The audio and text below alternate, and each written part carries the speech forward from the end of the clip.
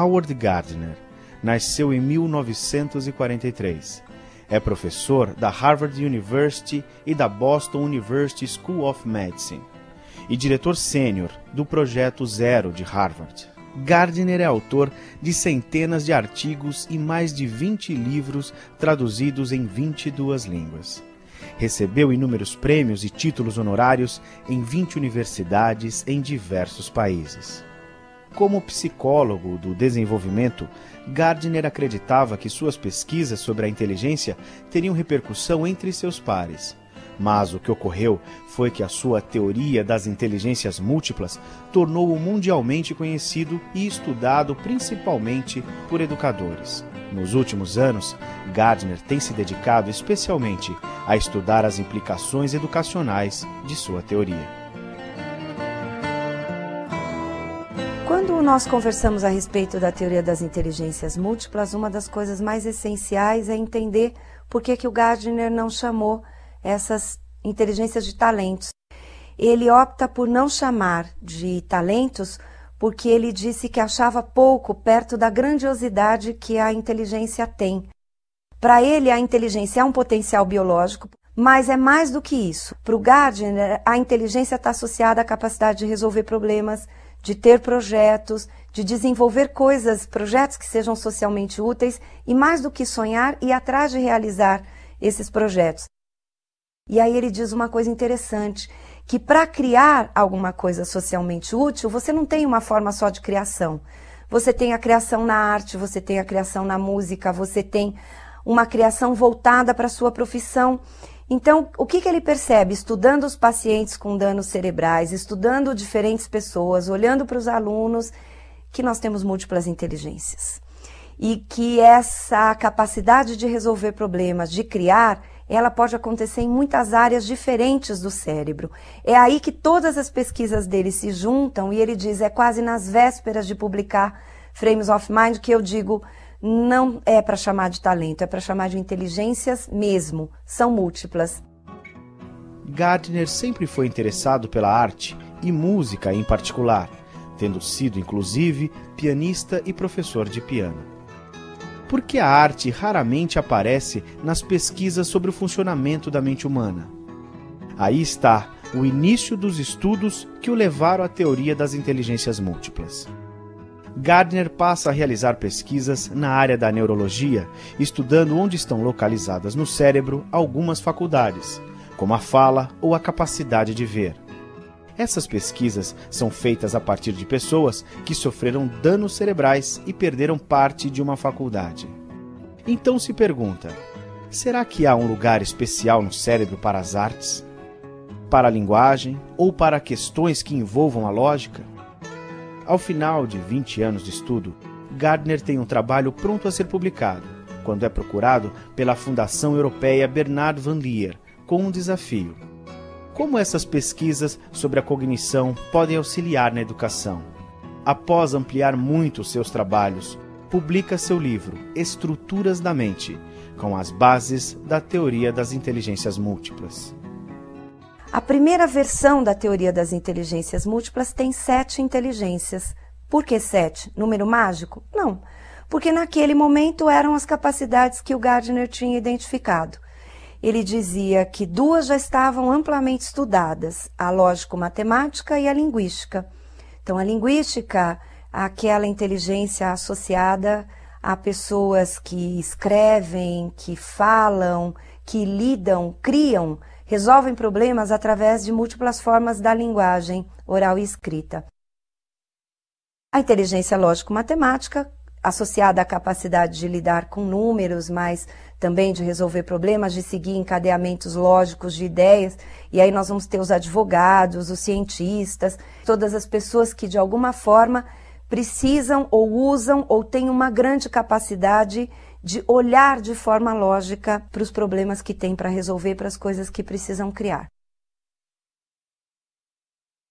Além dessas 2, que o Gardner dizia amplamente estudadas exatamente porque o Piaget estudou amplamente a inteligência lógico-matemática e Chomsky e outros pesquisadores a inteligência linguística, nós temos a inteligência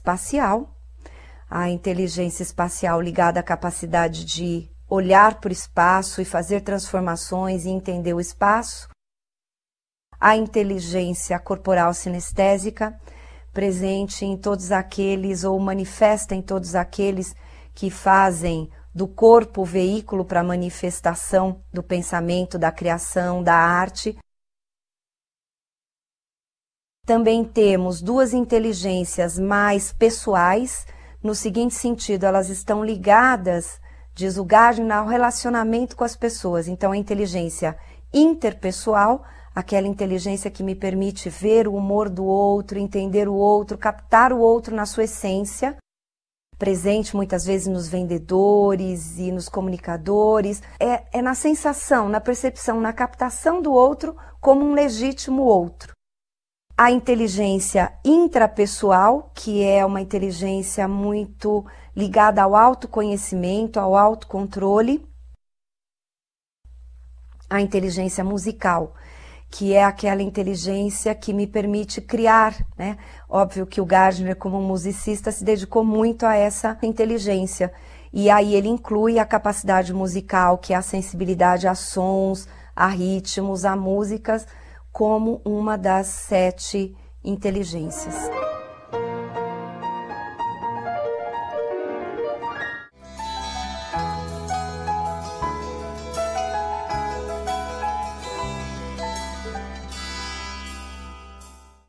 Duas coisas são importantes de nós falarmos. A primeira é que o Gardner já disse que infinitas não são, porque depois de um tempo, todas as inteligências, ou 8, 9 inteligências que você conseguir mapear, elas serão suficientes para explicar todas as capacidades humanas, todas as atividades humanas. Mas ele diz que também não são só 7, eram 7 naquele momento. De lá para cá já são quase 20 anos ou 20 anos de pesquisa, e o Gardner identifica mais uma, que é a inteligência naturalista. A inteligência naturalista, ela seria uma inteligência muito fortemente presente nos ambientalistas ou nos estudiosos do ambiente ou nos paisagistas, pessoas que são capazes de perceber no ambiente, mas ambiente pensado como meio em que se vive, não necessariamente todo o espaço, coisas que outras pessoas não percebem. Então eu posso passar por perto de uma árvore e ela ser só uma árvore, mas um naturalista, ele olha para aquela árvore e diz, essa folha é uma folha diferente, será que essa folha tem relação com o tipo de pássaro que está aqui? Existe uma outra inteligência que o Gardner diz que, por enquanto, ele prefere chamar de meia inteligência, embora tenha uma briga bastante interessante aí, que é a inteligência espiritualista para alguns ou existencialista para outros. Essa inteligência que seria mais transcendental, a capacidade de lidar com as questões de vida e morte, de meditação, o autocontrole, a explicação do cosmos. O Gardner diz que há comprovações já neurológicas de que a fé, por exemplo, ela interfere muito na cura de doenças, na sua própria ajuda, a fé religiosa, mas ele ainda não consegue concordar com os argumentos de quem estuda a teoria existencialista ou espiritualista. Ele diz que, por enquanto, ele nem refuta, mas ele também não diz que é.